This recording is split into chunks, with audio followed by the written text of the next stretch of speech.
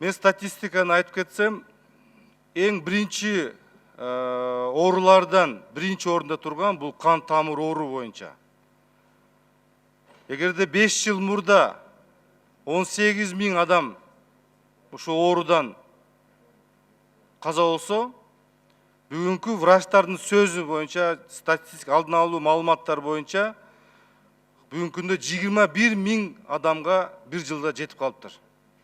Мына карагыла өсүш. Абдан чоң өсүп атат. Бул коркунуч. Мен маселе көтөргүм келет, бул Жалал Абадтагы областтык түштүк аймактык жүрөк кан тамыр хирургиясы борбору боюнча. Мына кече биз барып келдик. Бир топ депутаттар да бул маселе көтөрүп келатат. Ушул маселени. Ошол маселе эмнени айткым келет? Кече экотехинспекция барып, ошол жерде операция болуп аткан жерлерди экотехинспекция жабабыз деп атат. 1 ай срок бериптир. Эгерде силер ремонт кылбасаңар, эгерде сиздер ак воду эксплуатация жасабасаңар, анда бул борбор жабылат.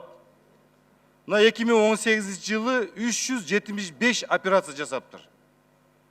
9 айдын içinde 500'ден ашык операция жасаптыр. Мына өсүш.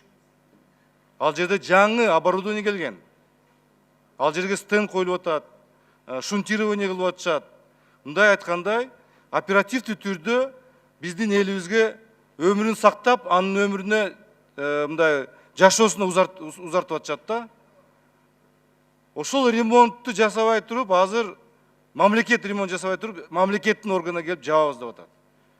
Ал жерде Баткенден, Ош, Жалал Абад областынан элдер келип дарыланып атышат. Бул өтө кооптонуу, урматтуу Алмаз Акунжанович. Бул коңгуроо.